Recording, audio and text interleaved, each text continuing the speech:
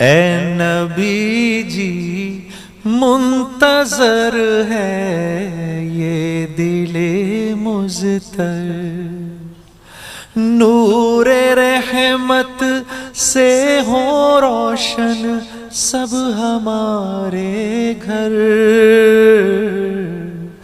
اے نبی جی ہو کرم کی ایک نظر ہم پر۔ الصلاۃ والسلام علی رسولہ الکریم وعلی آلہ وصحبہ اجمعین۔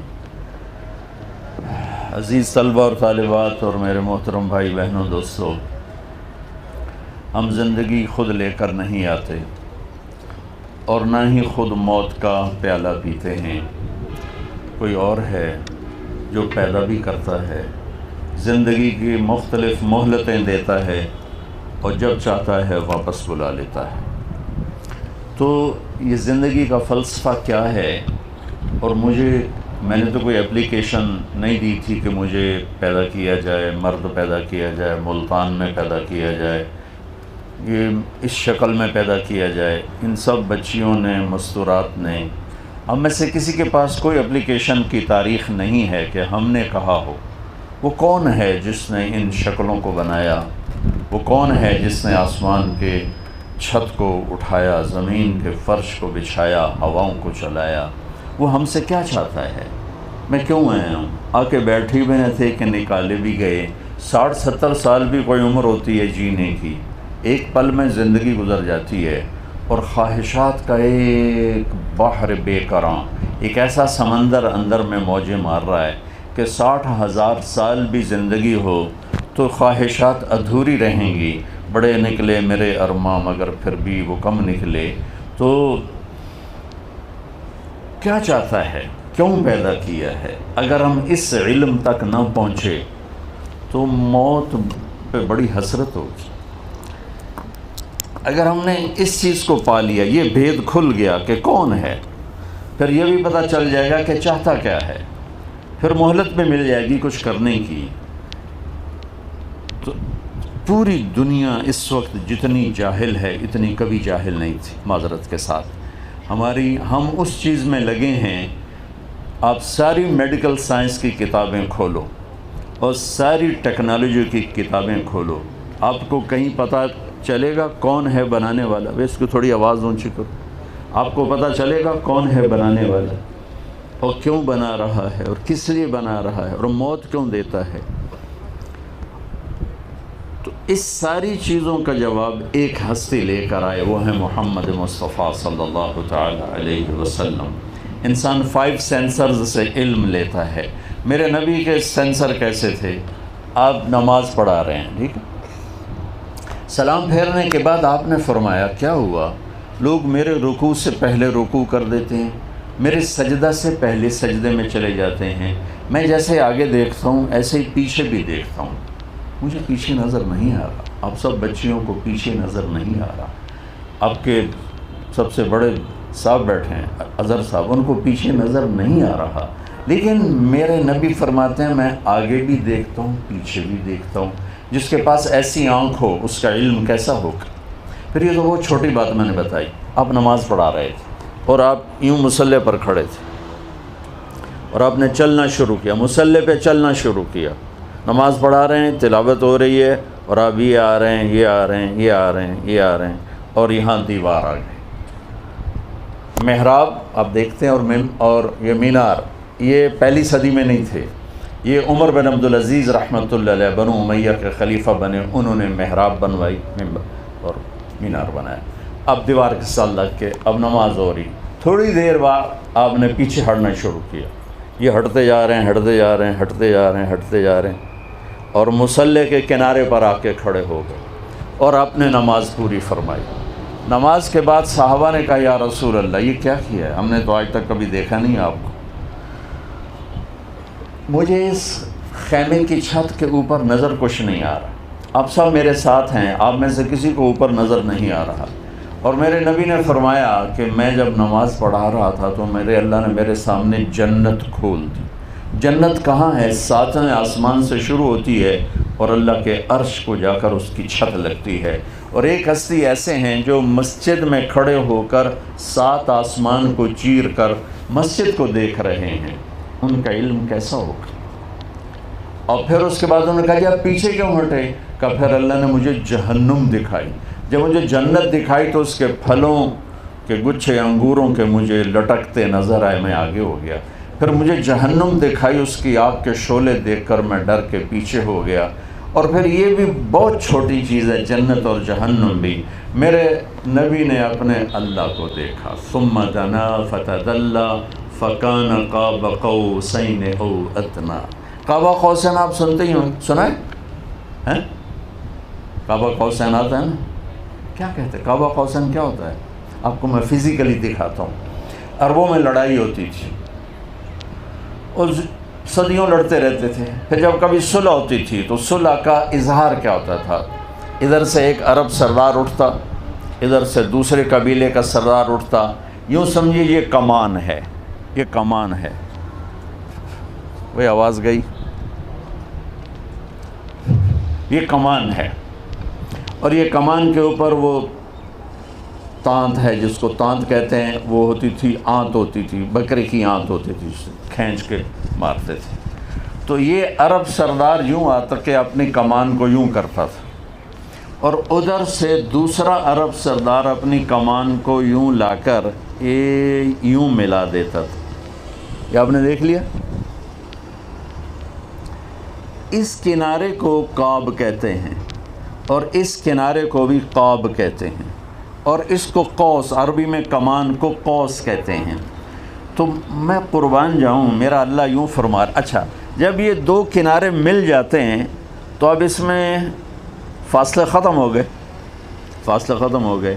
یہ اعلان ہوتا تھا کہ بھائی ہماری دشمنیاں ختم ہو گئیں، ہمارے فاصلے ختم ہو گئے، ہم آپس میں دوست بن گئے.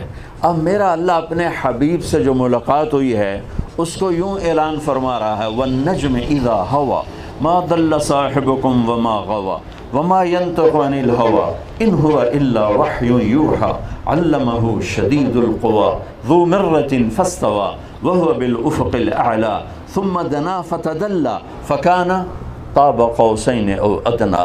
جیسے 2 کمانیں آپس میں ملتی ہیں اور فاصلے ختم ہو جاتے ہیں، میرا محبوب مجھ سے ایسے ملا کہ 2 کمانوں کی طرح میرے اور اس کے درمیان فاصلے ختم ہو گئے. اس کے بعد فرمایا او ادنی. اس کے بعد کوئی قریب ہونے کا فاصلہ موجود ہے؟ اس کے بعد کوئی قربت کے لیے قدم اٹھانے کی ضرورت ہے؟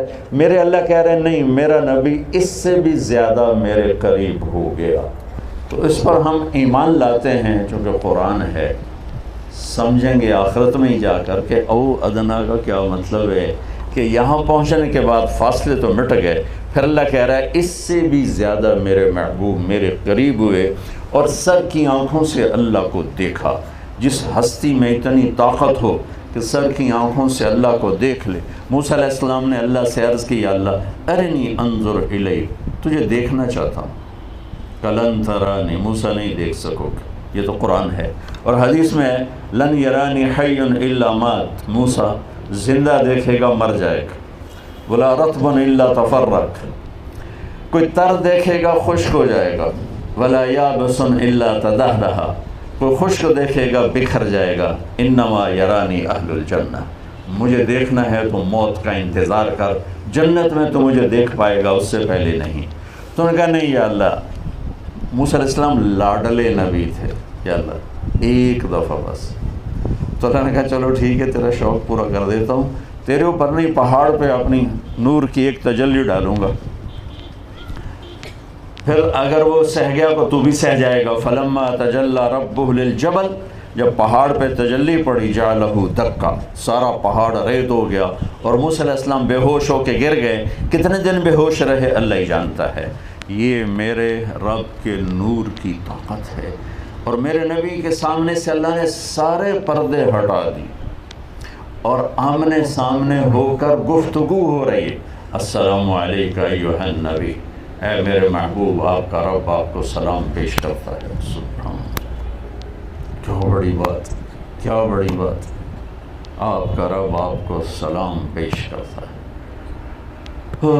تو آپ کہہ رہے ہیں التحیات للہ والصلوات والطیبات، میرا جینا مرنا جان مال ہر شے میرے مولا تیرے لیے ہے۔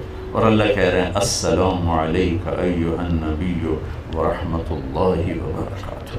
اور وہاں گفتگو ہو رہی ہو، کتنی احادیث بھری پڑی۔ میں معراج کا واقعہ نہیں سنا رہا، میں سنا رہا ہوں کہ میرے نبی کی پرواز کیا ہے اور میرے نبی کا علم کیا ہے۔ آپ پیدا ہو رہے ہیں، ویسے بھی شفا بنت اسد، آپ بھی سب ڈاکٹر بن رہے ہیں، اس زمانے کی لیڈی ڈاکٹر کو ہمارے دیہاتوں میں دائی کہتے ہیں، دائی، تو وہ تھیں شفا، ان کا نام تھا شفا بنت اسد، ان کے ہاتھوں آپ پیدا ہوئے ہیں۔ بچہ پیدا ہوتا ہے تو بہت کچھ پیٹ سے نکلتا ہے، 9 مہینے کا رکا ہوا، اور بچہ بھی ایسے ہی گندگی میں بھرا ہوتا ہے، نہلایا جاتا ہے، آپ تو لیڈی ڈاکٹر ہیں روزانہ دیکھتے ہیں۔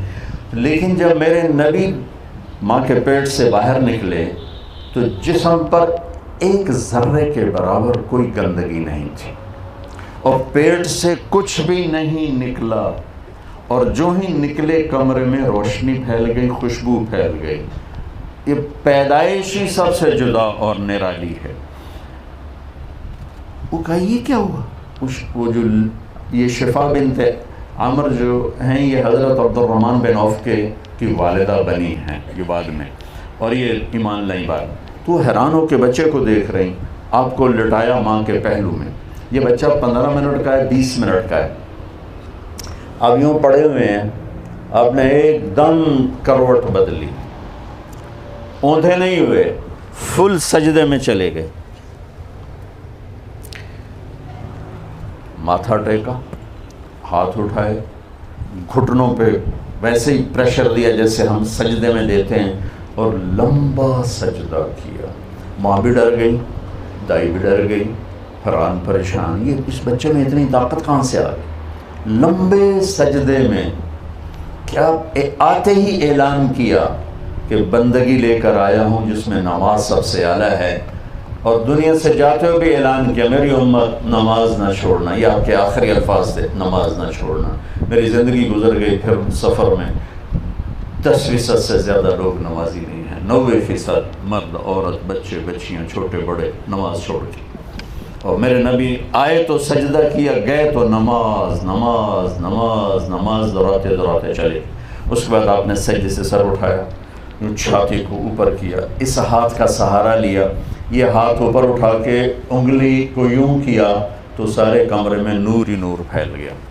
تو وہ گھبرا گئی دونوں، ماں اور لیڈی ڈاکٹر، انہوں نے خیر ان کو ماں نے اٹھا کے گود میں لیا۔ یہ حصہ سنانا چاہتا تھا کہ یہ ہستی پیدائشی کس طرح علم کو اندر لیا اور پھر کیسے ڈیلیور کیا۔ ماں نے گود میں لے لیا کہ ہوا کیا، یہ ہے کیا؟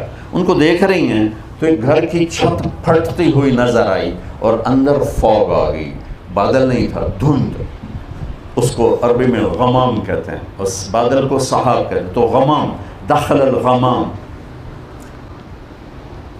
فوگ اندر آئی اور پورے کمرے میں اندھیرا چھا گیا، اور اس کے اندر سے آواز آئی طوفوا بہ مشارق الارض و مغاربہا، اس بچے کو مشرق مغرب پھرا دو، لِيَعْرَفُوا بِاسْمِهِ وَنَعْتِهِ وَصُورَتِهِ، تاکہ ساری دنیا کو پتہ چلے کہ یہ کون ہیں، اور ان کے پیچھے چلنے والوں کو منزل ملے گی، باقی اندھیروں میں بھٹک جائیں گے، چاہے وہ افلاک کو چھو لیں اور زمین کی تنابوں کو سکڑ دیں اور فتوحات کے جھنڈے گاڑ دیں، اگر وہ یہاں نہیں پہنچے ہیں در مصطفیٰ تک تو ہلاک ہیں، برباد ہیں، دنیا میں چند ٹکڑے مل جائیں گے، آگے ہلاکت کے سوا کچھ نہیں ہے۔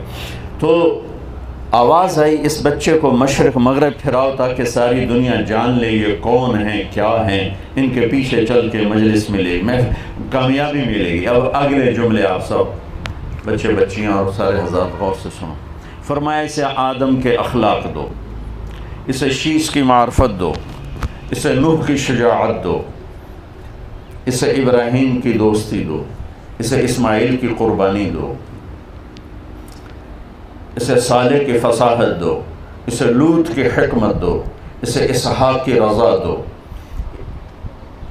اسے یعقوب کی اسحاق کی بشارت دو، اسحاق کی رضا دو، اسے یوسف کا حسن و جمال دو، اسے موسیٰ کا جاہ و جلال دو، اسے دانیال کی محبت دو، اسے الیاس کا وقار دو، اسے ایوب کا دل دو، اسے داؤد کی شیریں زبان دو، اسے یونس کی اطاعت دو، اسے یحییٰ کی پاک دامنی دو، اسے عیسیٰ کا زہد دو، اور تمام نبیوں کو جو دیا وہ اس نبی کے اندر اتار دو۔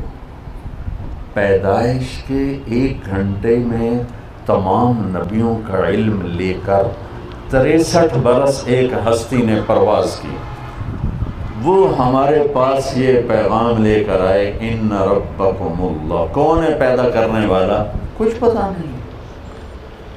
ایک ٹورسٹ مجھے بولا چیکوسلوواکین اور آئیلینڈ پہنچا ہوا تھا، میں نے پوچھا آپ جانتے ہیں ہمیں پیدا کرنے والا کون ہے؟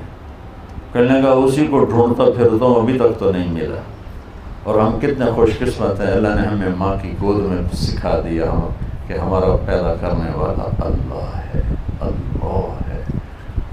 هو الذی خلقکم من تراب ثم من نطفة مخلقة وغیر مخلقة، اس کائنات کا پیدا کرنے والا۔ والسماء بنیناها بأید، اللہ، اور زمین کا پیدا کرنے والا۔ والارض فرشناها، زمین کا پیدا کرنے والا۔ والارض وما طحاها، زمین کا پیدا کرنے والا۔ والارض بعد ذلك دحاها، زمین کو بچھانے والا۔ والارض وما طحاها، اس کے اندر پہاڑ گاڑنے والا۔ والجبال ارساها، اس میں پانی کے ذخیرے جمع کرنے والا۔ فاسکناہ فی الارض، اور اس کو اندر سے نکال کے باہر لانے والا۔ وفجرنا الارض عیونا فالتقى الماء على امر قد قدر، آسمان کو بادلوں سے بھرنے والا۔ والسحاب المسخر بین السماء والارض، آسمان سے بارش برسانے والا۔ انا صببنا الماء صبا، زمین کو پھاڑنے والا۔ ثم شققنا الارض شقا، پھر زمین سے سب کچھ نکالنے والا۔ فانبتنا فیہا حبا وعنبا وقضبا وزیتونا ونخلا وحدائق غلبا وفاکہۃ وابا، یہ سب اللہ ہے، سب اللہ ہے۔ پھر گٹھلی دانے کو پھاڑنے والا۔ ان اللہ فالق الحب والنوا، پھر دن اور رات کا نظام لانے والا۔ یغشی اللیل النہار، پھر سورج کو چلانے والا۔ الشمس تجری لمستقر لہا، پھر چاند کو گھٹانے بڑھانے والا۔ والقمر قدرناہ منازل حتی عاد کالعرجون القدیم، پھر ستاروں کو حرکت دینے والا۔ والسماء والطارق وما ادراک ما الطارق النجم الثاقب والنجم اذا هوى ما ضل صاحبكم وما غوى وبالنجم هم يهتدون ولقد زينا السماء الدنيا بمصابيح، سورج چاند ستاروں سیاروں کو حرکت دینے والا۔ الشمس والقمر والنجوم مسخرات بأمره الا له الخلق والامر فتبارك الله رب العالمین، فتبارك الله رب العالمین۔ کڑوے پانی بنانے والا۔ هذا ملح اجاج، میٹھے پانی بنانے والا۔ هذا عذب فرات، اس میں مچھلیاں پیدا کرنے والا۔ تأکلوا منه لحما طریا، اس میں موتی پیدا کرنے والا۔ تستخرجوا منه حلیة تلبسونها، پھر مجھے پیدا کرنے والا۔ واللہ خلقکم من تراب ثم من نطفة ثم من علقة، تیرے رب نے تجھے مٹی سے نکالا، مٹی سے غذا میں ڈالا، غذا سے گندے پانی میں ڈالا، گندے پانی سے ماں کے پیٹ میں ڈالا۔ پھر ثم خلقنا النطفة علقة فخلقنا العلقة مضغة فخلقنا المضغة عظاما فكسونا العظام لحما ثم انشأناه خلقا آخر، پھر میرا رب یہ شکلیں دے کر ہمیں دنیا میں اس نے بھیجا۔ اب جس نے صحیح علم میں نے آپ کے سامنے پیش کیا کہ ہمارا بنانے والا کون ہے۔ اسٹیفن ہاکنگ یہاں تک پہنچ گیا۔ نیوٹن نے کہا تھا 4 فورسز اس کائنات کو چلاتی، تو ایک ہمارے پاکستانی سائنسدان عبدالسلام اور کچھ امریکن دو تھے، انہوں نے 79 میں یہ ڈسکور کیا کہ 4 نہیں ہے 3 ہیں۔ اسٹیفن ہاکنگ یہاں تک پہنچا کہ 3 نہیں 1 ہے، چونکہ اس کا علم قرآن کے ساتھ ریلیٹڈ نہیں تھا، وہ میرے نبی کو نہیں جانتا تھا۔ اس سے پوچھا گیا وہ ایک طاقت خدا ہے کہ نہیں؟ وہ نہیں، کہ کیوں؟ کہ پھر اس سے سائنس کی ترقی رک جائے گی. یہ ایک جاہل کا علم ہے جو اپنے اللہ کو نہیں پہچان سکا. یہ کہہ رہا ہے کہ کائنات کو 4 فورسز نہیں، 3 نہیں، صرف ایک طاقت چلا رہی. اور میرے نبی نے آج سے 14 سال اور ہر نبی نے آتے ہی کہا، ہر قل هو اللہ احد اللہ الصمد لم یلد ولم یولد ولم یکن له کفوا احد. مجھے یہ کہنے لگا کہ آپ کہتے ہیں گاڈ نے سب کچھ بنایا، تو گاڈ کو کس نے بنایا؟ میں نے کہا گاڈ اسے کہتے ہیں جسے کسی نے نہ بنایا ہو. لفظ گاڈ کا مطلب ہی یہ ہے، یہ لفظ اللہ کا مطلب یہ ہے کہ جسے کسی نے نہ بنایا ہو، جس سے کوئی پیدا نہ ہوا ہو، جو کسی سے پیدا نہ ہوا ہو، جس کا ہم سر ٹکر ہم شکل کوئی نہ ہو، اسے کہتے ہیں گاڈ اور اسے کہتے ہیں اللہ. قل هو اللہ احد اللہ الصمد لم یلد ولم یولد ولم یکن له کفوا احد. یہ بچوں صحیح علم ہے کہ ہمارا پیدا کرنے والا اللہ. موت کون دیتا ہے؟ اللہ. میڈیکل، آپ کی میڈیکل سائنس میں بیچ میں سے واپس آیا ہوں، شکر ہے. میں ڈاکٹر ہوتا تو شاید آپ مجھے پوچھتے بھی نہ، گھاس بھی نہ ڈالتے. ڈاکٹر تو کتنے بیچارے رولتے پھرتے ہیں، خار امیر کوئی پوچھتا نہیں. اس عاشقی میں عزت سادات بھی گئی. 70s میں ڈاکٹر بڑا ایک خوبصورت فریم تھا، بڑی پیاری شکل تھی. تو اس وقت مجھے میرے باپ ڈاکٹر بنانا چاہتے تھے. اللہ نے مجھے پہنچا کے واپس لے لیا اور اس راستے پہ ڈال دیا. میرا بھائی ڈاکٹری پہ لگ گیا. تو وہ کبھی جب ہم اکٹھے ہوتے کہتے مجھے تیرے فیوچر کا بڑا فکر ہے، تیرا کیا بنے گا؟ میں کہا میں تو مولوی ہوں، میں تو پہن کے بھی کھا لوں گا، تو فکر کر اپنا. وہ کہا ڈاکٹر کا تو بڑا فیوچر ہے. میں کہا ٹھیک ہے. وہ 80s شروع میں فارغ ہوا تو ڈاکٹروں کا سیلاب آ چکا تھا اور جابس ختم اور ڈاکٹر زیادہ. تو ایک دن مجھ سے کہنے لگا پہلے تیری فکر کرتا تھا، اب اپنی فکر لگ گئی کہ اب میرا کیا بنے گا. میڈیکل سائنس میں 200 جواب ہیں موت کسے کہتے ہیں، اور سارے غلط ہیں. اور میرے نبی کا ایک جواب ہے، اللہ یتوفی الانفس حین موتها والتی لم تمت فی منامها فیمسک التی قضى علیها الموت ویرسل الاخرى. وہ اللہ ہے جو تمہاری روحوں کو کھینچ لیتا ہے، اس روح کے جسم سے نکل جانے کا نام موت ہے. ایسا محکم جواب کہ جس کو چیلنج نہیں کیا جا سکتا. تو بچوں پہلے یہ جانو تمہارا پیدا کرنے والا کون ہے اور وہ تم سے کیا چاہتا ہے. اس کے بغیر مر گئے تو اللہ کی قسم موت بڑی حسرت کی چیز ہو جائے، مرنا بڑا مشکل ہو جائے. اور اگر یہ جان لیا اور اس پہ آ گئے تو پھر موت سے خوبصورت کوئی چیز. کربلا کے میدان میں امام حسین کو ڈرا رہے تھے تمہیں قتل کر دیں گے، تیری نسل کو قتل کر دیں گے. وہ آگے ہنس رہے تھے، اب الموت تخوفنی، مجھے موت سے ڈراتے ہو بے وقوف، تم ڈرو موت سے. میں تو اپنے اللہ سے ملنے والا ہوں، میں تو اپنے نانا سے ملنے والا ہوں. تسی اپنی فکر کرو بھی تواڈے نال مر کے کی بڑھنا. اگر اللہ کو پا لیا تو اللہ کی قسم موت سے خوبصورت کوئی پیغام نہیں. جوانی کی موت ہو، بڑھاپے کی موت ہو، اور وہ مشہوری کی موت ہو، وہ گمنامی کی موت ہو، اگر اللہ راضی ہے موت پر تو آپ سب بچے بچیاں، ڈاکٹر، مسافر، مقیم سب کامیاب ہو. اور اگر مرتے وقت اللہ ناراض ہے تو اللہ کی قسم بچے بچیوں بہت گھاٹے کا سودا ہے، بہت گھاٹے کا سودا ہے. یہ دنیا مسافر خانہ ہے، یہ گزرگاہ ہے. ٹک حرص و حوث کو چھوڑ میاں مت دیس بدیس پھرے مارا، قزاق اجل کا لوٹے ہے دن رات بجا کر نکارا.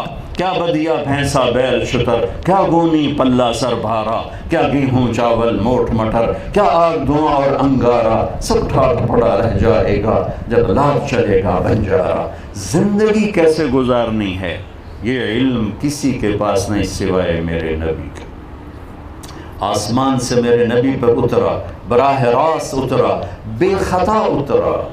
ایک صحابی کہنے لگے یا رسول اللہ میں آپ کی باتیں لکھتا ہوتا ہوں، کبھی آپ غصے میں ہوتے ہیں اس وقت بھی لکھوں.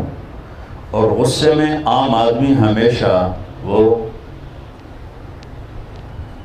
ڈی ٹریک ہوتا ہے، کبھی صحیح نہیں بول سکتا. کتنا بڑا بزرگ ہو، کتنا بڑا علامہ ڈاکٹر ہو، غصے میں ٹیڑھا ہو جائے گا.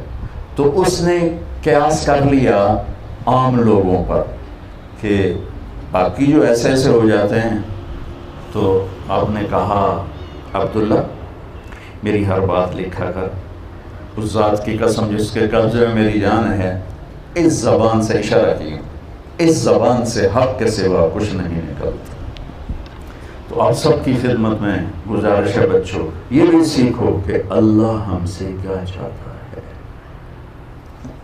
اللہ نے اپنی چاہت بتائی محمد الرسول اللہ، کہ میں چاہتا ہوں تم محمدی بن کے دکھاتا۔ فوج والوں کی وردی ہوتی ہے، ان کے لیے ایک اعزاز ہوتا ہے۔ آپ کے بڑے جو پرنسپل وی سی ہیں وہ ریٹائر جنرل ہیں، تو ایک وردی ہوتی ہے، وہ وردی جب تک ہوتی ہے تو سٹیٹس اور ہوتا ہے، جب وہ وردی اتر جاتی ہے پھر سٹیٹس اور ہو جاتا ہے۔ میرے نبی ہمیں ایک وردی دے کر گئے جس کا نام ہے اسلام، وہ ایک زندگی ہے جس کا نام ہے اسلام، وہ دن رات کی مصروفیت ہے جس کا نام ہے اسلام۔ ان الدین عند اللہ الاسلام، اس میں چند عبادات ہیں مختصر، 5 نمازیں، سال کے بعد روزے، وہ بھی عورتوں کے لیے اس وقت پیریڈ کے دوران بھائی چھوڑ دو، مت رکھو، بعد میں رکھ لینا۔ حج اور زکوٰۃ پیسے والے کا کام ہے، وہ مالدار غریب کا کام نہیں ہے۔ نماز ایک ایسی چیز ہے جس میں کوئی معافی نہیں ہے، کسی طرح کوئی، سوائے بے ہوش ہو جائے یا پاگل ہو جائے تو معافی ہے، اور نہ کوئی معافی نہیں ہے۔ اور 1440 سال، اب 1440 ہجری ہے، اگر کوئی وقت نماز کے چھوڑ دینے کا مجھے نظر آتا ہے تو کربلا کی جنگ نظر آتی ہے، کہ ظلم و ستم جس عروج پہ تھا نہ پہلے ہوا نہ بعد میں ہوا، اور مظلوم جس عروج پہ تھا نہ پہلے ہوا نہ بعد میں ہوا۔ اور جب نماز کے لیے جب سورج ڈھلا یوں اور امام عالی مقام کی نظر پڑی سورج ڈھل گیا ہے، تو آپ نے ایسے اشارہ کیا، زہیر آپ کے غلام شمر سے کہو نماز پڑھنی ہے، سبحان نماز پڑھنی ہے۔ تو انہوں نے آگے بڑھ کے اسے کہا چند لمحے رک جاؤ نماز پڑھنے تو۔ اس کمبخت نے کہا ہماری تلوار چلے گی، تم پڑھو یا نہ پڑھو۔ تو انہوں نے آ کر کہا کہ جی چھٹی نہیں ہے۔ تو آپ نے فرمایا وہ جنگ نہیں روکیں گے، ہم نماز نہیں چھوڑیں گے، ہم یہ پیغام دیں گے کہ اس حال میں بھی سجدہ نہیں چھوٹ سکتا، زیر خنجر بھی یہ پیغام سنایا۔ تو بچوں ایک بات یہ ہے کہ اپنی زندگی میں نماز کو داخل کرو۔ میرے نبی کا فرمان ہے سب سے زیادہ اللہ اپنے بندے کو پیار سے دیکھتا ہے جب وہ سجدے میں ہوتا، جب وہ سجدے میں ہوتا۔ اور اللہ کی قسم جنت میں کسی بندگی کا شوق نہ ہوگا سوائے نماز، لیکن یہ لذتیں وہاں نہیں ملیں گی۔ نماز کے اندر کھڑے ہونا، رونا، گڑ گڑانا، مانگنا، یہ موت پر ختم ہو جائے گا۔ معاذہ عدویہ کی موت آ رہی تھی، ایک بڑی خاتون تھی، رونے لگی۔ کسی نے پوچھا کیوں رو رہے ہو؟ کہا آج کے بعد نماز نہیں پڑھ سکوں، نماز سے آج جدائی ہو رہی ہے۔ اور جب جنت میں اللہ کا دیدار ہوگا تو اللہ تعالیٰ جب سامنے آئیں گے تو سارے جنتی مرد عورت کہیں گے کہ یا اللہ ہمیں تو پتہ ہی نہیں تھا آپ اتنے بڑے مقام والے ہیں، یا اللہ آپ ہمیں ایک سجدے کی اجازت دے دیں، صرف ایک سجدہ۔ تو اللہ تعالیٰ جواب میں فرمائیں گے کہ بچوں کہ میرے بندو سجدے میں نے معاف کر دیے، جاؤ بس تم دنیا میں جو نمازیں تم نے پڑھ لیں بس وہی کافی ہیں، جاؤ میں نے سجدے معاف کر دیے۔ جنت میں بھی طلب نماز کی ہوگی۔ نماز کے بعد اللہ نے پہلی امتوں کو 2 نمازیں دیں، فجر کی 2 رکعت، عصر کی 2 رکعت۔ تلاوت کوئی نہیں، صرف تسبیح، مسجد کوئی نہیں، اپنی اپنی عبادت کا، باجماعت نماز کوئی نہیں، اذان کوئی نہیں، 2 رکعت فجر، 2 رکعت عصر، بہت مختصر اور بے کیف سی، لیکن ہمیں 5 نمازیں دی، اذان دی، مسجد دی، باجماعت نماز دی مردوں کے لیے، تلاوت دی، پورے حضرت عثمان امیر المومنین تھے، حرم شریف میں تھے مکہ حج کے لیے، تو آ کے نفلوں کی نیت باندھی اور سورۃ فاتحہ کے بعد الف لام میم ذالک الکتاب سے قرآن کو پڑھنا شروع کیا، اور والناس پہ جا کے ایک رکعت میں پورا قرآن پڑھ کے رکوع کیا۔ ہمیں اللہ نے ایسی نماز دی ہے۔ تو یہ کہ میں آپ سب بچے بچیوں سے، آپ کے بڑوں سے عرض کرتا ہوں، نماز نہ چھوڑو، یہ ہماری پہچان ہے، یہ ہماری مدد کا وسیلہ اور ذریعہ ہے۔ اور رمضان کے روزے ہیں، زکوٰۃ ہے، زکوٰۃ دینے والا سخی نہیں ہوتا اور بخیل بھی نہیں ہوتا۔ جب آپ زکوٰۃ سے بڑھ کے دیتے ہیں پھر سخاوت آتی ہے۔ اور اللہ کے بندے بڑے غریب ہیں، مالدار ہو یا متوسط ہو، اللہ کے نام پہ دیا کرو، کہ اللہ کو سخی سے پیار ہے چاہے نافرمان ہو، اور بخیل سے اللہ کی دوستی نہیں چاہے تہجد گزار ہو۔ اور زکوٰۃ دینے کی حد تک آدمی سخی نہیں بنتا، بخیل بھی نہیں بنتا، بیچ میں آ کے کھڑا ہو جاتا ہے۔ بیچ میں ایک کچھ ہے نا ہماری مخلوق، جو نہ مرد ہے نہ عورت ہیں، بیچ والے ہیں۔ نوشیروان کا پوتا تھا خسرو پرویز، جس نے ہمارے نبی کا خط پھاڑا، تو اس کے دربار میں ایک مچھیرا مچھلی لے کر آیا، مچھلی اس کو بڑی پسند آئی، تو شاہی ترنگ ہونے کا 4000 دینار دے دو۔ 4000 دینار وہ 20 کروڑ روپیہ بنتا ہے۔ تو اس کی بیگم نے اس کے کان میں کہا، اتنے پیسے مچھلی پہ دے دیے تو خزانہ خالی کرو گے؟ اس نے کہا کیا کروں گا، واپس لو۔ کہا کیسے واپس لوں، میں بادشاہ ہوں، میں کہہ چکا ہوں، اب کیسے واپس لوں؟ کہا تم اس کو بلا کے پوچھو یہ مچھلی نر ہے یا مادہ؟ اگر وہ کہے نر ہے تم کہنا بھائی ہمیں مادہ چاہیے تھی، پیسے واپس کرو، مچھلی دے دو۔ اگر کہے مادہ ہے تم کہنا بھائی ہمیں نر چاہیے تھا، یہ پیسے واپس اور مچھلی لے جاؤ۔ ہاں ٹھیک، گھبراؤ بھائی، وہ آ گیا۔ بولو یہ مچھلی نر ہے یا مادہ؟ وہ بھی کوئی سمجھدار تھا، ان کا حضور یہ خسرا ہے نہ نر ہے۔ اس نے کہا 4000 اور دے دو۔ تو اس کی بیوی کا نام شیری تھا، وہ بڑی غصے میں آئی، انہوں نے کہا یہ تو آگے سے بھی کام بڑھ گیا۔ تو جب وہ لے کے جا رہا تھا تو 1 دینار گر گیا، تو اس نے وہ بھی اٹھا لیا۔ تو شیرین تو پہلے ہی اتار کھائے بیٹھے، کہا دیکھا دیکھا یہ کیسا کنجوس بے غیرت ہے، 8000 دینار اس کی 8 نسلوں کو کافی ہے، اور ایک گرا ہے وہ بھی نہیں چھوڑا، یہ اس قابل ہی نہیں اس کو دیا جائے، واپس دو۔ پھر اس کو بلا لیا، اور بھائی ہم نے تمہیں اتنا دے دیا تھا تو اب کیا ضرورت تھی اس 1 دینار کو اٹھانے کی؟ انہوں نے کہا حضور اس پہ آپ کے نام کی مہر تھی، کسی کا پاؤں پڑ جاتا تو بےدبی ہوتی، اس لیے میں نے اٹھا لیا۔ انہوں نے کہا 4000 اور دے۔ تو آپ سب سے کہتا ہوں اللہ کو سخی سے پیار ہے، بخیل سے نفرت ہے۔ الٹا کھڑا ہو کے بھی وظیفے پڑے گا نا، اللہ اس سے پیار نہیں کرے گا۔ اور ایک شیطان کی بات یاد آ گئی، ابلیس ملا ایک بنی اسرائیل کے عادت سے، انہوں نے کہا یار ایک راز کی بات تو بتا دے۔ کیا؟ کہ تیرے یار کتنے ہیں، تیرے دوست کتنے ہیں؟ کہنے لگا ایک شرابی میرا پکا یار ہے، ایک غصے والا جس کو غصہ تو سب کو آتا ہے، جو غصے میں پھٹ پڑے، کنٹرول نہ کرے گا، وہ میرا بڑا پکا یار ہے، اور ایک بخیل کنجوس میرا بڑا یار ہے۔ اور اگلی بات بتاؤں کہ اگلی بات یہ ہے کہ اگر کوئی بدقسمت شرابی بھی ہو، بخیل بھی ہو، غصے والا بھی ہو، پھر وہ میرا استاد ہوتا ہے، میں اس کا شاگرد ہوتا ہوں، وہ میرا پیر بن جاتا ہے۔ تو بچوں اللہ سے سخاوت مانگو، اللہ سے معاف کرنا مانگو، اللہ تعالیٰ سے پاک دامنی مانگو، اللہ تعالیٰ سے اللہ کی معرفت مانگو، اس کی محبت مانگو، اللہ کو سخی سے پیار۔ میرے نبی سے بڑھ کر کائنات میں کوئی سخی پیدا نہیں ہوا، میرے نبی سے بڑھ کر کائنات میں کوئی دینے والا پیدا نہیں ہوا۔ اور آج غربت کا دور ہے، صرف زکوٰۃ پہ نہ رہو، زکوٰۃ کے علاوہ خرچ کرو، کتنے کسی کی دعا ملے گی اور آپ کا بیڑا پاک ہو جائے گا۔ اور اس کے بعد عبادات کے بعد زندگی کا دوسرا پہلو ہے، وہ ہے دن رات کیسے گزرے۔ تو آپ سب بچے بچیاں بیٹھے ہو، گھر کی زندگی ماں باپ سے شروع ہوتی ہے، بلکہ ماں باپ سے پہلے بیوی، خامد اور بیوی سے شروع ہوتی ہے۔ کائنات کا جو پہلا رشتہ اس دنیا میں قائم ہوا وہ ماں باپ نہیں تھا، بہن بھائی نہیں تھا۔ کائنات کا پہلا رشتہ جو قائم ہوا وہ خامد اور بیوی کے تھا آدم اور حوا.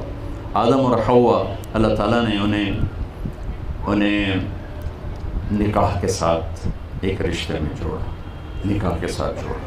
اور آدم علیہ السلام اور حوا، آپ سب کو معلوم ہوگا کیونکہ بڑی مشہور بات ہے، یوسف علیہ السلام دنیا میں سب سے حسین مرد آئے، ان سے حسین کوئی نہیں آیا. یہ بات بہت کم معلوم ہوگی کہ عورتوں میں جو آج تک پیدا ہوئیں، جو آگے پیدا ہوں گی، سب سے حسین عورت حضرت حوا پیدا ہوئی. تو ان کی ہائٹ تھی 130 فٹ، 130 فٹ ہائٹ تھی، جو جنت کی ہائٹ ہے. 130 فٹ جنت کی ہائٹ. 130 فٹ پر ہی اللہ تعالیٰ نے آدم علیہ السلام کو اور حضرت حوا کو پیدا کیا. پھر جو ٹائم ہے یہ بھی ایک طرح کی آری ہے جس نے کاٹتے کاٹتے ہمیں چھوٹا کرتے کرتے کرتے ہمارے قد یہاں تک پہنچا دیے. جب اللہ جنت میں ڈالے گا تو دوبارہ 130 فٹ پہ ڈال دے گا. 130 فٹ مرد کا بھی قد ہوگا، 130 فٹ عورت کا. ایک عرب میں حدیث بیان کر رہا تھا، ایک نوجوان کہنے لگا مولانا صاحب اتنے بڑے قد کی ضرورت کیا ہے؟ تو میں نے کہا جنت کی جو حور ہے نا وہ 130 فٹ کی ہے، تو 5 فٹ کا چلا گیا تجھے تو جیب میں ڈالے. اور پھر وہ اس کا ایک شلوار کرتا نہیں ہوتا، وہ 100 جوڑے پہنتی ہے. 100 یہ اللہ پہنائے گا. 100. اچھا یہاں تو یہ ویسٹ کوٹ ذرا اس وقت ہیوی لگ رہی، گرمی ہے، تو 100 جوڑوں کا وزن کون اٹھائے گا؟ تو اللہ تعالیٰ نے جنت کے کپڑوں کو جو بنایا ہے وہ نور کے دھاگے سے بنایا ہے، اور نور میں وزن نہیں ہوتا، نور بے وزن ہوتا ہے. لہذا 100 پہنو 1000 پہنو تو وزن نہیں ہوگا. تو میں نے کہا وہ کسی ایک جیب میں ڈال کے بھول گئی، 100 جیب میں ڈھونڈتے ڈھونڈتے تیرا ویسے ہی دم اڑ جائے گا. اس لیے اللہ کی تقسیم پہ راضی رہو. 130 فٹ اصل قد ہی اسی میں ہے. وہ ایک مراسی کو اس کے مالک نے کہا یہ میرا گھوڑا ہے، اس کی مالش کر. مراسی بڑی نازک قوم میں وہ تھوڑی دیر تو مالش کرتا رہا. جب اس کا مالک گھر گیا وہ جا کے سو گیا. پیچھے چور گھوڑا کھول کے لے گئے. صبح اٹھا تو گھوڑا غائب. ان کہا لگا آج میں ماریا گیا. تو گھر گیا اور گھر سے خرگوش لا کر اس کو رسے سے باندھ کر مالش شروع کر دی اس نے. تھوڑی دیر میں ذمہ دار نکلا، اوے وہ میرا گھوڑا کتنے کہ یہ کھل ہوتا ہے. بے وقوف ہے، گھوڑا ہے. وہ تو خرگوش ہے کہ نہیں صحیح گھوڑا ہے. ساری رات مالش کی تھی تو گھس گھس گھس گھس گھس خرگوش بن گیا. تو پیسج آف ٹائم نے ہمیں گھسا گھسا گھسا کے 5-6 فٹ پہ آ کے کھڑا کیا ہے. ہماری بعد والی نسل اس سے بھی نیچے چلی جائے گی، اور جب اللہ راضی ہو کر جنت دے گا تو پھر 130 فٹ کی ہائٹ پر اللہ تعالیٰ لے جائے. تو پہلا رشتہ جو اللہ تعالیٰ نے خامد اور اس کائنات میں قائم کیا وہ خامد اور بیوی. اب یہ زندگی کیسے گزرے؟ یہ اللہ کی قسم دنیا میں گھر ٹوٹے پڑے ہیں، خاندان ٹوٹے پڑے ہیں، اور مغربی دنیا نے شادی ویسے ہی چھوڑ دی کہ ان کو پتہ ہی نہیں ہے کہ زندگی گزارنے کیسے. زندگی برداشت کا نام ہے، زندگی صبر کا نام ہے، زندگی درگزر کا نام ہے. اگر آپ دنیا میں کسی کے دل میں جگہ پیدا کرنا چاہتے ہو تو اس کی ماننا شروع کر دو، اس کی برداشت کرنا شروع کر دو، جگہ بن جائے گی. اگر آپ منوا کے چلنا چاہو گے تو گھر ٹوٹ جائے گا. منوا کے چلنا چاہو کہ گھر ٹوٹ جائے گا. جواب دینے کی عادت پڑ گئی، گھر ٹوٹ جائے گا، معاشرہ ٹوٹ جائے گی، نظام ٹوٹ جائے گا. چپ رہنا، وہ لقمان علیہ السلام کا فرمان ہے کہ میں بولنے پہ کبھی نہیں پچھتایا، میں جب پچھتایا چپ رہنے پہ پچھتایا. اور یہ اتنا بڑا رشتہ ہے کہ میرے نبی نے فرمایا علی طلاق سے بچنا. جب ناجائز طلاق دی جاتی ہے اللہ کا عرش کانپ اٹھتا ہے. طلاق سے بچنا، اوہ کتنے گھر اجڑ گئے کہ اپنے نبی کی زندگی نہیں جانتے. بس بچہ ڈاکٹر بن گیا شادی کر دو، بچی ڈاکٹر بن گئی شادی کر دو. انسان بھی ہے کہ نہیں ہے؟ ہمارے ماحول میں یہ نہیں دیکھا جاتا کہ انسان کیسا ہے، وہ بچی اپنی صفت میں کیسی ہے، وہ اپنی صفات میں کیسا ہے. اب لوگ جو پڑھے لکھے لوگ ہیں وہ پوچھتے ہیں تعلیم کتنی ہے، تاجر لوگ پوچھتے ہیں کاروبار کیسا ہے، جاب والے پوچھتے ہیں نوکری کیا کرتا ہے. میرا زمیندارہ تعلق ہے تو زمیندار پوچھتے ہیں زمین کتنی ہے. تو میرے خاندان میں ایک بہت نیک بچی، بہت خوبصورت، اس کی منگنی ہوئی. میں نے اس کی خالہ سے پوچھا, وہ سارے یہاں دی مشترکہ خالہ ہے. میں کہا ماسی پنجابی میں خالہ. میں کہا ماسی چھوڑ کے ہو جائے, لڑکا کیسا ہے؟ کتنی آسان بات ہے, ماسی چھوڑ کے ہو جائے. مجھ سے کہیں گے پترو دے 14 مربع 14. اب میں کیا پوچھ رہا ہوں, میں نے دہرایا, میں نے کہا ماسی چھوڑ کے ہو جائے کہ پترو دے 14 مربع 14. میں نے تیسری دفعہ کہا, میں نے کہا ماسی میں پوچھتا پیا چھوڑ کے ہو جائے کہ پتر دسی تا جاننی ہے تینوں سوری نہیں لگتی پی 14 مربع نو. میں کہا مربع نال پرناونا ہے یا اس بندے نال پرناونا ہے؟ یہ میرے دیس کا سٹیٹس ہے شادی کا. وہ یہ نہیں دیکھتے کہ انسانیت کتنی ہے, وہ دیکھتے ہیں پیسہ کتنا ہے, شکل تو 4 دن کے بعد ساری کشش ہی ختم ہو جاتی. صرف ایک چیز کی کشش باقی رہتی ہے, وہ اخلاق, وہ خدمت, وہ محبت, وہ میٹھا بول. میٹھے بول سے دنیا خرید لو. میں نے ایک سکیچ بنایا, میری زندگی بچوں سفروں میں گزر گئی, 50 سال سے پھر رہا ہوں, اور 30 سال سے زیادہ, 20 سال تو پڑھائی میں گزرے, 30 سال سے مسلسل پھر رہا. تو بسوں کے پیچھے عجیب و غریب جملے لکھے ہوتے ہیں. نئی بس کے پیچھے لکھا ہوتا ہے ویکھ چال چکوری دی, ویکھ ٹور چکوری. اچھا میں کہتا تھا پتہ نہیں یہ کیوں لکھتے ہیں. جب میں زامبیا گیا تو وہ ہمیں جنگل لے گئے, وہاں وہ 10,000 25,000 کلومیٹر کا جنگل ہے, 3-4 ملکوں کو گھیرے ہوئے. تو ہمیں جنگل دکھانے لے گئے, رات میں ہم جنگل میں ٹھہرے. تو وہاں میں نے زندگی میں پہلی دفعہ ویسے تو چکور دیکھا تھا پنجرے میں, لیکن وہاں چکور آزاد دیکھا. تو اس کی جو میں نے چال دیکھی تو میں نے کہا ہمارے بسوں والے صحیح لکھتے ہیں ویکھ ٹور چکوری دی. کیا نخرہ ہے. جب وہ پرانی ہو جاتی ہے تو لکھا ہوتا ہے ہارن دے کر پاس کریں. جب تھوڑی اور پرانی ہوتی ہے تو لکھا ہوتا ہے یا پاس کر یا برداشت کر. اور جب وہ اور پرانی ہو جائے تو ایک ملنگ بنا ہوتا ہے, لکھا ہوتا ہے نہ چھیڑ ملنگانوں. اور جب وہ دوبارہ رنگ روغن ہو کے آ جائے تو لکھا ہوتا ہے خدا نے ایک بار پھر دلہن بنا دی.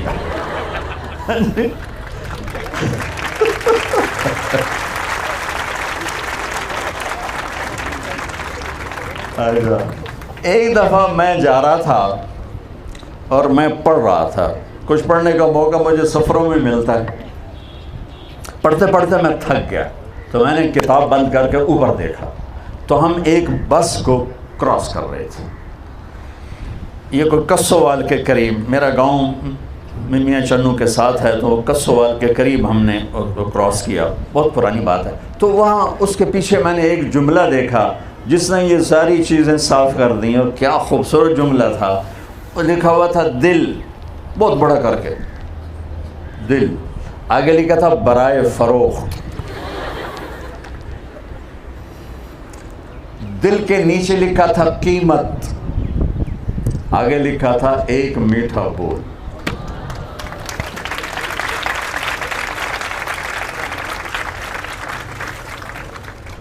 آپ میرے بھائی بہنوں, میرے بچے بچیوں, میٹھا بول سیکھ لو, ہر رشتہ آپ پہ قربان ہو. جو زہر زبان میں ہے, ساری دنیا کی سب سے بڑی خطرناک ناگن, ساری دنیا کا سب سے میٹھا شہد. یہ تو میں نے کہہ دیا, حدیث سنو. میرے نبی نے کہا معاذ تمہیں ساری شریعت کا خلاصہ بتاؤں. سن رہے ہو؟ معاذ تمہیں ساری شریعت کا خلاصہ بتاؤں. کہا جی کیا ہے؟ شریعت کتنی ہے؟ 30 سپارے, 6236 آیات, 10 لاکھ حدیثیں. 10 لاکھ. امام بخاری نے 6 لاکھ حدیثوں میں سے 7000 حدیثوں کو لکھا ہے. تو اب میں اس لیے بتا رہا ہوں تاکہ آپ کو بات کا وزن ہو آپ کے اوپر کہ 30 سپارے, 10 لاکھ حدیثیں اور لاکھوں کروڑوں کتابیں لکھی پڑی ہیں. معاذ ساری شریعت کا خلاصہ بتاؤں. بتانے والا میں ہوتا تو غلط بھی ہو سکتا ہے, صحیح بھی ہو سکتا ہے. بتانے والا کوئی علامہ ہوتا تو غلط بھی ہو سکتا ہے, صحیح بھی ہو سکتا ہے. بتانے والا میرا نبی ہے. معاذ ساری شریعت کا خلاصہ بتاؤں. کل کیا ہے؟ تو مجھے دیکھو سب, آپ نے کہا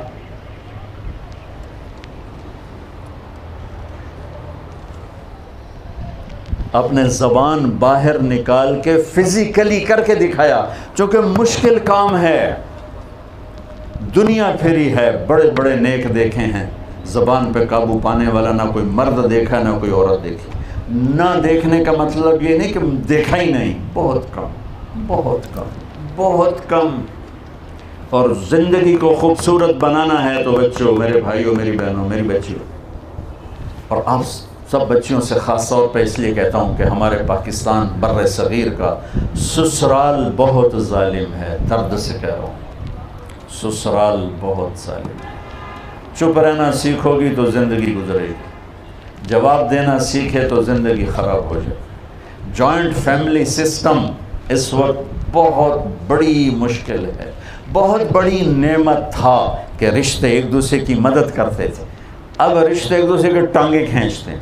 دو بچہ زندگی شروع کریں، ان کے مسائل تھوڑے ہیں، ساتھ پورے خاندان لگ جائے تو تباہی آ گئی۔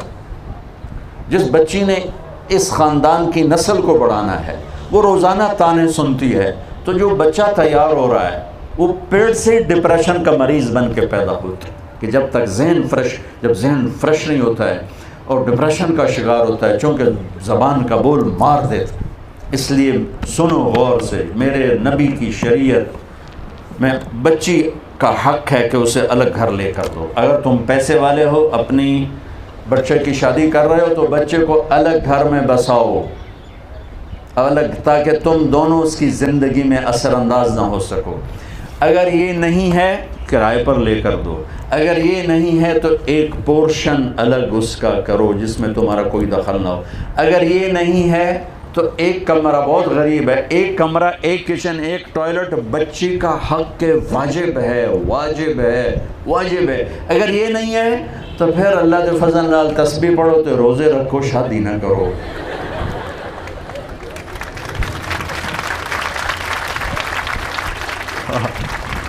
کسی کی بیٹی کو برباد نہ کرو، بیچاری تانے سن سن برباد ہو جائے۔ یہ اس کا حق کے واجب ہے کہ اس کے لیے الگ گھر ہو، الگ گھر نہیں، الگ کمرہ ہو، الگ کچن ہو، تاکہ آپس میں لڑائی کم ہو، آپس میں لڑائی کم ہو۔ اور میں درد سے کہہ رہا ہوں، ہمارا سسرالی معاشرہ سنگ دل ہے۔ کیا وجہ ہے؟ شریعت کا نہیں پتہ ہے۔ میرے نبی نے تعریف فرمائی مدینے والوں کی، آپ نے کہا یہ جو میرے مدینے والے ہیں یہ بڑے اچھے صحابہ ہیں، ان کے گھر میں کسی کی بیٹی آ جائے تو اسے پتہ ہی نہیں چلتا سسرال میں ہوں یا اپنے ماں باپ کے گھر ہوں، اتنا اچھا سلوک ملتا ہے۔ اور ایک خامند بیوی ہے، میرے نبی نے فرمایا، دونوں کو بیلنس کر کے بتاؤں گا، میرے نبی نے فرمایا شریف آدمی بیوی کو عزت دیتا ہے اور کمینہ آدمی بیوی کو ذلیل کرتا ہے۔ اور میں کمینہ بن کے نہیں رہنا چاہتا، میں شریف بن کے رہنا چاہتا ہوں۔ دوبارہ سنو، عربی میں پہلے سنا تھا، یغلبن الکریم ویغلبہن اللئیم لأن اکون کریما مغلوبا احب الی من ان اکون غالبا لئیما۔ آپ نے فرمایا شریف آدمی اپنی بیوی کو عزت دیتا ہے، اس کو آگے رکھتا ہے، اس کی رائے کو ترجیح دیتا ہے، اور کمینہ آدمی اپنی بیوی کو ذلیل کر کے رکھتا ہے اور اسے نیچے دبا کے رکھتا ہے، اس کو بے عزت کر کے رکھتا ہے۔ آپ نے فرمایا میں کمینہ بن کے نہیں رہوں گا، میں عزت دار بن کے رہوں گا، میں اپنی بیوی کو عزت دوں گا۔ بیویوں سے فرمایا، ایک عورت آئی، یا رسول اللہ میری شادی ہو رہی، میرے خامند کا میرے اوپر کیا حق؟ آپ نے فرمایا تیرے خامند کے جسم پہ پھوڑے پڑ جائیں اور وہ ان میں پیپ پڑ جائے اور تو زبان سے چاٹ چاٹ کے صاف کرے تو بھی تو نے اپنے خامند کا حق ادا نہیں کیا۔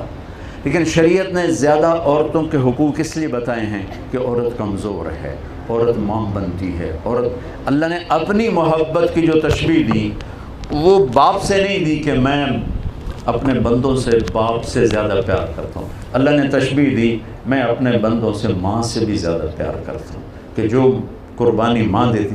اس لیے ایک صحابی ہے، یا رسول اللہ میری خدمت کا حقدار کون ہے؟ کہا تیری ماں۔ کہا یا رسول اللہ پھر؟ کہا تیری ماں۔ یا رسول اللہ پھر؟ کہا تیری ماں۔ یا رسول اللہ پھر؟ کہا تیرا باپ۔ چوتھی دفعہ کہا تیرا باپ۔ تو اب آخر آپ کی شادیاں ہونی ہیں، شادی شدہ بیٹھے ہیں، میرے نبی نے زندگی کیسے گزاری، یہ تعلیم آپ کو صرف دربار رسالت سے ملے گی اور کہیں سے نہیں ملے گی۔ 11 شادیاں کرنے کا مطلب زندگی سمجھانا تھا، ورنہ 25 سال کا نوجوان 40 سال کی عورت سے کیوں شادی کرے گا؟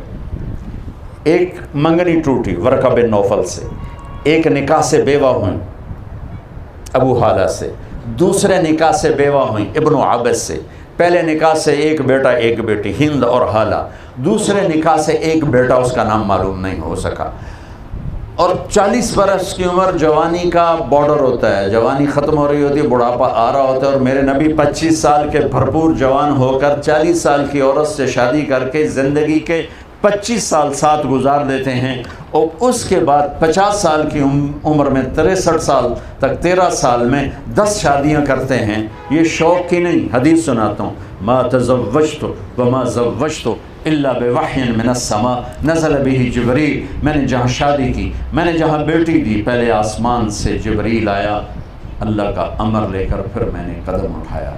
تو میرے نبی کی زندگی، آپ بطور خامند کیسے تھے، آپ کی بیویاں بطور بیوی کیسی تھیں، یہ سیکھنا، یہ سمجھنا ہمارے اوپر فرض ہے، ورنہ زندگی خراب ہو جائے۔ اللہ کی قسم میرے عزیزو، زندگی پیسے سے نہیں بنتی، ڈگریوں سے نہیں بنتی، شکلوں سے نہیں بنتی، گاڑیوں سے نہیں بنتی، زندگی میرے نبی والے اخلاق سے چلتی۔ حضرت میمونہ رضی اللہ تعالیٰ عنہ کے گھر میں آپ تھے، آپ کو پیشاب آیا، آپ اٹھ کے باہر نکل گئے، پیچھے حضرت میمونہ کی آنکھ کھل گئی۔ حضرت میمونہ آپ کی آخری بیوی ہیں جن سے آپ نے 7 ہجری میں نکاح کیے۔ ان کو شیطان نے چکر دے دیا کہ یہ مجھے چھوڑ کے نا میری باری میں دوسری بیوی کے پاس، حضرت عائشہ کی بدگمانی تھی، تو انہیں غصے میں کنڈی لگا تھی۔ جب ہمارے نبی واپس آئے کہنے لگے دروازہ بند، تو آپ نے دستک دی، میمونہ دروازہ کھول، کہ میں تو نہیں کھولتی۔ آپ نے کہا خیر تو ہے، کیا ہوا؟ کہا مجھے چھوڑ کے میری باری میں دوسری بیگم کے پاس جاتے۔ وہ میں نے کہا دل میں خیال حضرت عائشہ کا تھا، کہ میمونہ انی حاقن، مجھے تو پیشاب آیا ہوا تھا۔ کہا نہیں مجھے پتہ ہے یہ پیشاب کا بہانہ ہے، آپ جہاں گئے مجھے خبر ہے۔ صاحب نے کہا میمونہ میں اللہ کا رسول ہوں، میں 2 نمبری کر سکتا ہوں؟ تو پھر ان کو کرنٹ لگا، پہلے تو سوکن پنے کا وہ تھا نا غالب، یہ بھول ہی گئی کہ میرے نبی تو 2 جہان کے رسول ہیں۔ تو پھر انہوں نے بڑے ڈرتے ڈرتے کنڈی کھولی، میرے نبی نے ایک مسکراہٹ دی اور جا کر اپنے بستر کے تراز۔ بتاؤ آج خان صاحب کی بیگم کے ساتھ کوئی ایسا کرے گا، خان صاحب کی بیگم کنڈی لگا دے، خان کیا کرے گا؟ بولو۔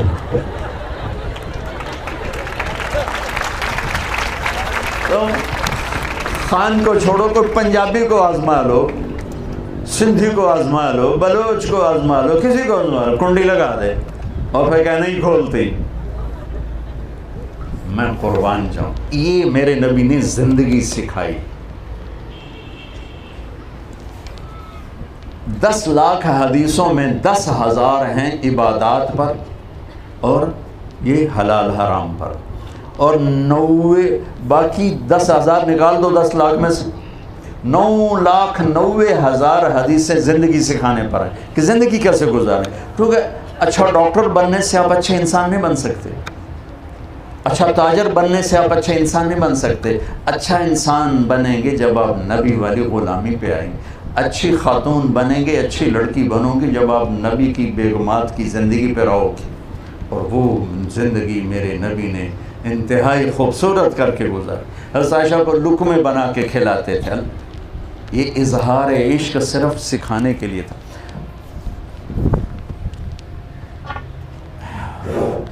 یہ گلاس ہے نا، حضرت عائشہ رضی اللہ تعالیٰ عنہ یہاں ہونٹ رکھے اور پانی پیا اور رکھ دیا۔ میرے نبی گلاس اٹھاتے، جہاں حضرت عائشہ کے ہونٹ لگے ہوتے تھے وہاں ہونٹ لگا کے پانی پیتے تھے۔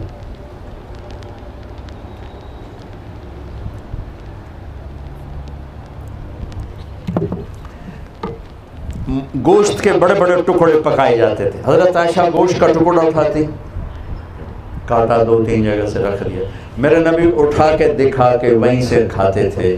یہ زندگی سکھانے کے لیے۔ میرے پاس ایک نوجوان آیا کہ میرا بیوی سے جھگڑا ہوتا ہے روزانہ، مجھے کوئی وظیفہ دو۔ میں نے کہا بیویوں پہ وظیفہ چلتا ہی نہیں ہے. کہنے لگا تعویذ دو تعویذ. میں نے کہا بیویوں پہ تعویذ نہیں چلتے. میں نے کہا پھر کیا کروں؟ میں نے کہا ایک سنت ہے اس پہ عمل کرو. ہاں پھینک. میں نے کہا ایسا کرو جب تم کھانا کھانے بیٹھو نا تو 1-2 نوالے روزانہ اپنے ہاتھ سے کھلا دیا کرو. کہنے لگا اس سے کیا ہوگا؟ میں نے کہا تم دیکھ لینا کیا ہوگا. تو چند دن گزرے اس کا فون آیا حال احوال پوچھنے. میں نے کہا وہ میرے والا کام کیا تھا؟ کہا نہیں. کیوں؟ کہتا شرم آتی. تو میں نے کہا بیوی سے لڑتے شرم نہیں آتی؟ بولا کمزور سے بھی کوئی لڑتا ہے. عورت تو کمزور ہے بے شک، اس سے بھی کوئی لڑتا ہے. تم برداشت کرو. کہا جاؤ یہ کرو پھر مجھے بتاؤ. 2 گھنٹے بعد اس کا فون آیا. کہا مولانا صاحب کمال ہوا، جب میں نے اس کے منہ میں لقمہ ڈالا اس کا منہ وہیں کھلا رہے گا.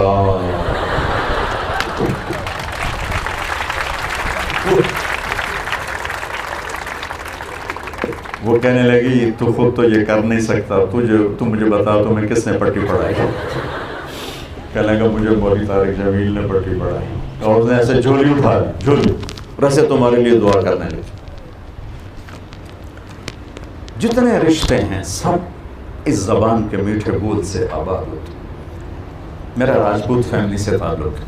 ہماری ایک شاخ ہے رنگڑ، بڑے یکھڑ ہوتے ہیں، بہت یکھڑ. تو میں نے ایک دوست کو فون کیا تو وہ گھر پہ تھے نہیں، تو ان کی بیگم نے کہا ہے نہیں. میں نے کہا بتا دینا میں نے فون کیا. تو بعد میں وہ مجھے کہنے لگے کہ مولانا صاحب بڑا لطیفہ ہو. میں نے کہا کیا ہوا؟ میں نے کہا جب میں گھر آیا تو میری بیگم نے کہا وہ تھا مولوی کا فون آیا تھا. میں نے کہا کون سا مولوی؟ کہ وہی جس نے تمہیں رنگڑ سے انسان بنا دیا.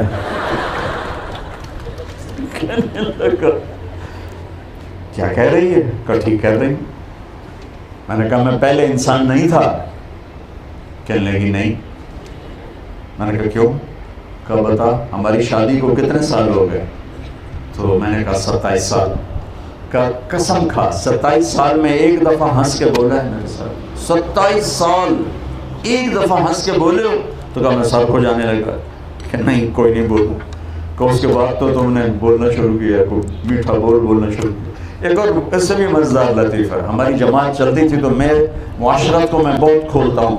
تو ہمارے ساتھ ایک دوست تھے فوت ہو گئے، ان کا نوکر ڈرائیور ساتھ ہوتا تھا، وہ 60+ ہوگا.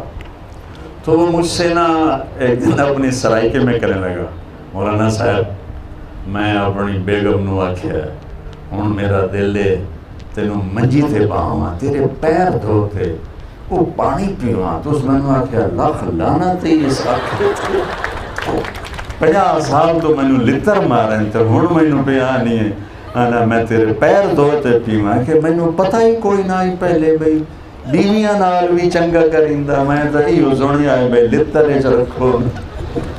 کہ مجھے پتہ ہی اب چلا ہے کہ بھئی بیویوں سے بھی اچھا سلوک کیا جاتا.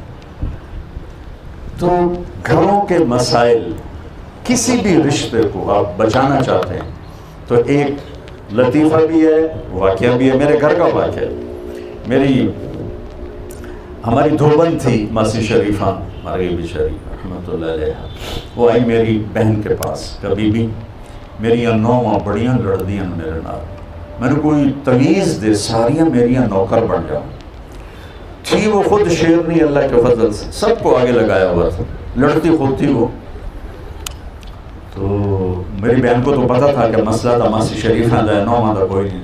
تو اس نے ایک تعویذ لکھا، پھر اس کو رول کیا کہ ماسی شریفہ اے تعویذ بڑا زبردست ہے، بڑا خطرناک بھی ہے. جس نے لڑائی شروع ہوئے تو ایتھے رکھ کے چک مار رہے ہیں، بولنا نہیں. جے تعویذ بچ گیا تیرا گھر آباد ہو جائے گا، جے تعویذ ڈھہ گیا تو سب تو پہلے مر جانا. 8ویں دن وہ آئی کبھی بھی تو بڑا چنگا تعویذ دیتا، میری ساری لڑائی ختم ہو گئی. کیوں؟ ماسی شریفہ چپ ہو گئی تو لڑنا کیا.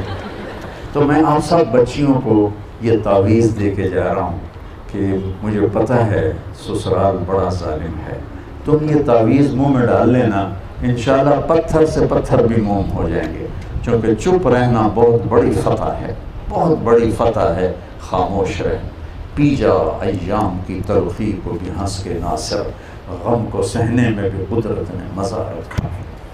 جو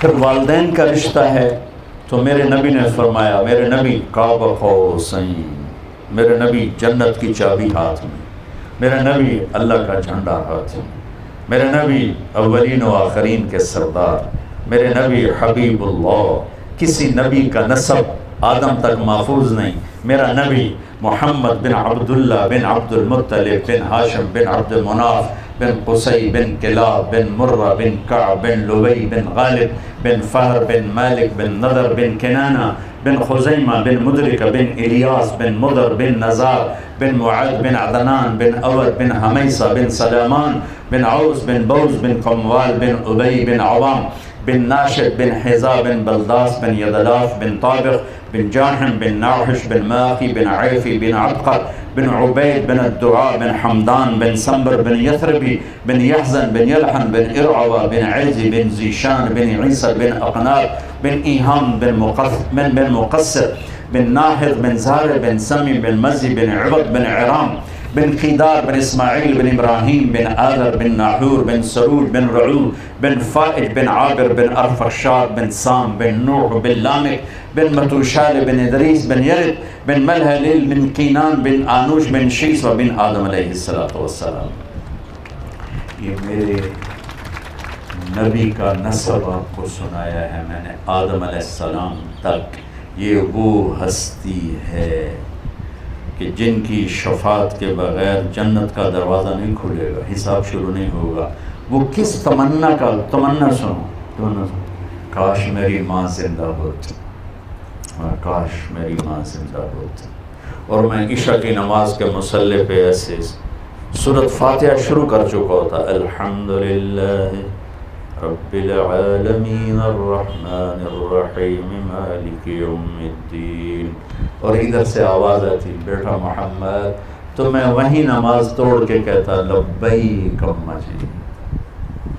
اتنے بڑے رسول، اور اظہار تمنا کیا ہے، کس چیز کی کمی کو محسوس کر رہے ہیں؟ چونکہ باپ دیکھا نہیں، ماں 6 سال میں فوت ہو گئی، میری زندگی سفر میں گزری۔ میری زندگی کا سب سے عجیب سفر وہ تھا جب میں حضرت آمنہ کی قبر پہ پہنچا، اٹھا کے دینا، جب میں حضرت آمنہ کی قبر پہ پہنچا، کالے پہاڑ،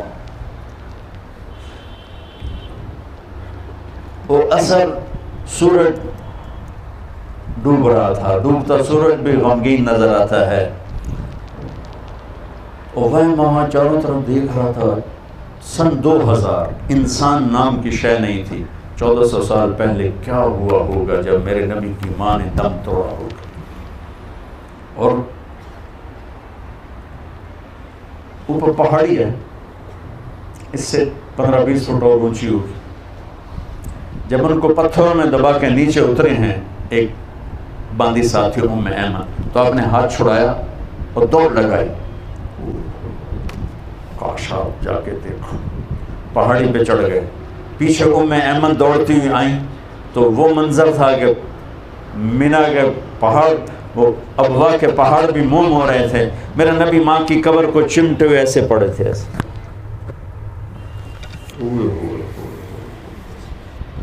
جب ام ایمن قریب ہوئی تو آپ نے سنا، آپ کہہ رہے تھے ماں جی آپ کو تو خبر تھی آپ کے سوا میرا کوئی نہیں، پھر آپ مجھے چھوڑ کے کہاں چلی گئی؟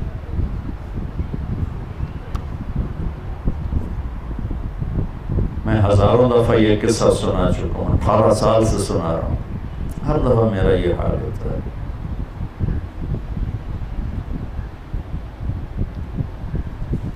ام ایمن نے اٹھانے کی کوشش کی، انکار کر نہیں، چھوڑ دو، یہیں چھوڑ دو، کھینچ کے نیچے لائیں۔ 7ویں دن آنسو ختم ہو جاتے ہیں، رونا بھی چاہو تو نہیں رونا آتا، اور میرے نبی 7ویں دن نہیں 57 سال کے بعد 6 + 57 63 حج پہ جا رہے ہیں۔ جب ابوا پہنچے تو ابوا ایک گاؤں ہے، وہاں سب کے ٹھہرنے کا انتظام تھا، اور یہ حج کا قافلہ 60-70 ہزار کا ہو چکا تھا، اور آپ نے اپنے اونٹنی کو پہاڑوں میں ڈال دیا۔ نئے لوگ حیران کہ ادھر تو شے کو نہیں جانتے کتنے گئے، قریب کے لوگوں کو پتہ تھا کہ ماں کی زیارت کو جا رہے ہیں۔ آپ اونٹنی سے اترے، پہاڑ پہ چڑھے، ماں کی قبر پہ کیسے بیٹھے؟ احرام تھا، گرمی شدید تھی، اپریل کا مہینہ تھا،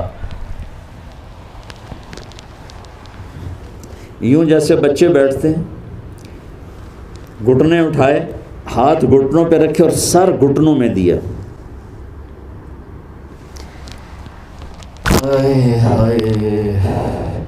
یہ ایک گر گیا، لگا دو۔ آپ نے پوزیشن دیکھی؟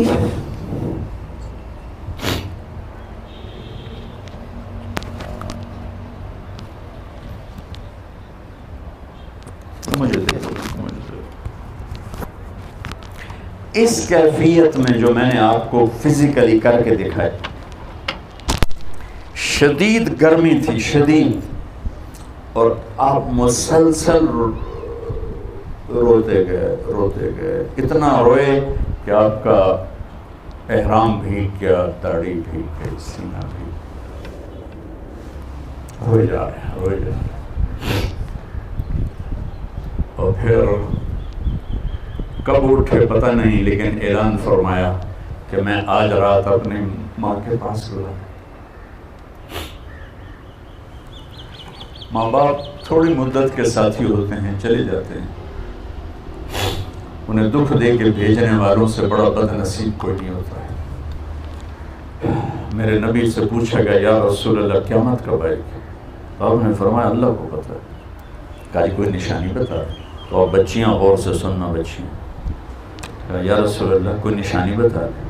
تو آپ نے فرمایا جب بیٹیاں بھی ماؤں کو ذلیل کریں گی تو کیا ہوتا ہے؟ جب بیٹیاں بھی ماؤں کو ذلیل کریں گی تو کیا ہوتا ہے؟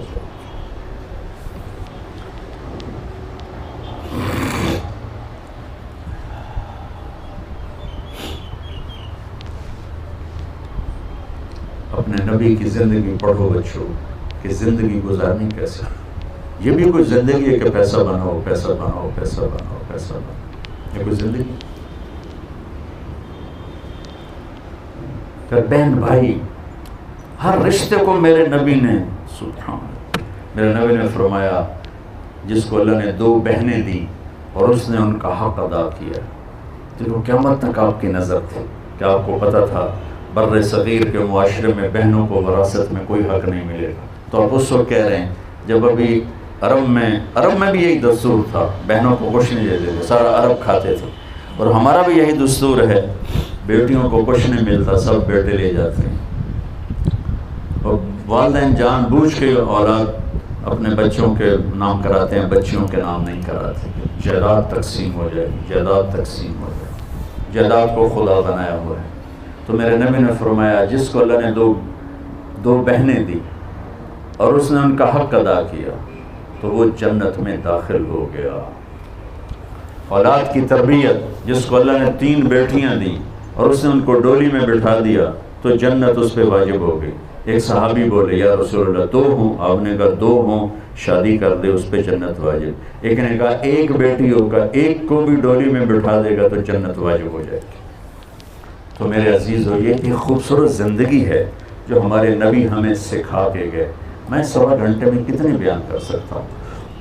میں صرف آپ کو ٹپس دے سکتا ہوں، ہنٹس دے سکتا ہوں کہ اللہ کے واسطے قرآن سے جڑو، اپنے نبی کی سیرت سے جڑو، اس کو بھی پڑھو جو پڑھ رہے ہو۔ اللہ تمہیں ایسا علم عطا فرمائے کہ تمہاری FCPS کی ڈگری وہ انگلینڈ کی ڈگری سے بڑی ہو جائے۔ جب تک آپ علم میں فقیر رہو گے، عزت سے سر اٹھا کے زندہ نہیں رہ سکتے۔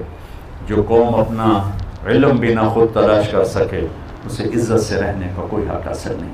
تمہارا بڑا ڈاکٹر وہ ہوتا ہے جو امریکہ سے ڈگری لے کر آئے، اور ہم اس دن آزاد ہوں گے جب ہمارا ڈاکٹر یہاں کا امریکہ سے بڑی ڈگری والا شمار ہوگا۔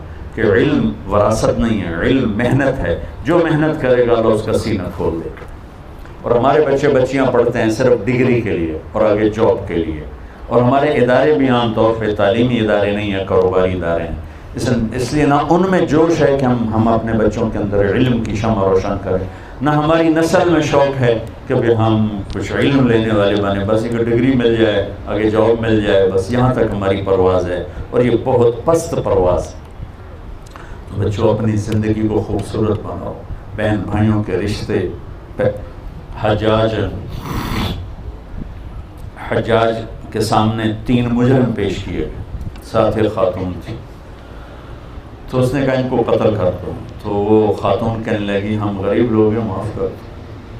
کہنے لگا تیری سفارش پہ ایک کو معاف کر دیتا، تو ایک اس کا بیٹا تھا، ایک اس کا خامن تھا، ایک اس کا بھائی تھا۔ تو وہ کہنے لگی شادی تو پھر بھی ہو جائے گی اور بیٹا بھی مل جائے گا، بھائی نہیں ملے گا، ماں پہ وہ مر گئے۔ وہ کہنے لگی میرا بھائی چھوڑ دے، باقی دونوں مار دے۔ تو اس نے کہا میں تیرے چناؤ کو سلام کرتا ہوں، تیرے اس خوبصورت انتخاب کو سلام کرتا ہوں، جا تینوں لے جاؤ۔ اس نے تینوں کو چھوڑ دیا، تینوں۔ تو بھائی آج سب سے زیادہ لڑے ہوئے بہن بھائی، نفرتیں بہن بھائیوں میں ہیں، دوریاں ہیں، شدتیں ہیں، سختیاں ہیں، پیچھے کوئی بڑے مسائل نہیں، زبان کا بول، اس نے مجھے یہ کہہ دیا، اس نے مجھے یہ کیوں کہہ دیا۔ بچوں اس کو زندگی سے نکال دو گے تو آپ کی زندگی انتہائی۔ زندگی کو حسین بنانا چاہتے ہو تو نبی کو پڑھو، نبی کے اخلاق اپناؤ۔ اللہ کی قسم آپ کے کپڑوں سے زندگی خوبصورت نہیں ہوگی، آپ کی ڈگریوں سے زندگی خوبصورت نہیں ہوگی۔ زندگی کا خوبصورت ہونا الگ چیپٹر ہے، اور کپڑے کا خوبصورت ہونا گھڑی کا الگ چیپٹر ہے۔ ہم اسی میں گم ہو گئے ہیں کہ زندگی کو خوبصورت بنانے کا طریقہ کیا ہے، بہت بڑی گاڑی ہو، بہت بڑا بنگلہ ہو، بڑی قیمتی گھڑی ہو، فون ہو، یہ ہے، یہ بہت چھوٹے سلسلے ہیں۔ تو میں صرف آپ کو ہنٹس دے کے جا رہا ہوں، عبادات میں نماز کو قابو میں رکھو، اور زندگی میں اخلاق کو قابو میں رکھو۔ اخلاق اچھے ہوں گے تو ہر رشتہ وہ قیمتی بن جائے گا، خوبصورت بن جائے گا۔ معاف کرنا سیکھو، درگزر کرنا سیکھو، سہ جانا سیکھو، گالی کے جواب میں چپ رہنا سیکھو، کسی کی غیبت نہ کرو، کسی کی برائی نہ کرو۔ تو نیت کرتے ہو سارے؟ اچھا آپ بہت سے یہاں رہتے ہو تو آپس میں لڑائی بھی ہو جاتی ہوگی، تو کسی کا کسی سے بول چال بند بھی ہوگا، تو میری آخری گزارش یہ ہے کہ اگر کسی سے لڑے ہوئے تو صلح کر لینا۔ اللہ کو پسند نہیں کہ 2 مسلمان آپس میں بول چال بند ہو۔ جب بول چال بند ہوتا ہے تو اللہ ان کی فائل بند کر دیتا ہے۔ اللہ تعالیٰ فرماتا ہے جب تک یہ صلح نہیں کرتے ان کا کوئی نیک عمل مجھ تک نہیں پہنچنا چاہیے۔ آپس میں بول چال کا بند ہونا اتنا خوفناک کام ہے۔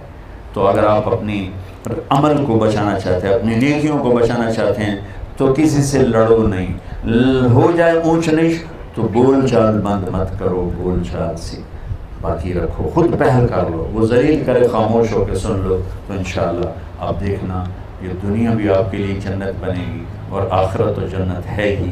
اللہ تعالیٰ مجھے آپ کو عمل کی توفیق دے۔ السلام علیکم۔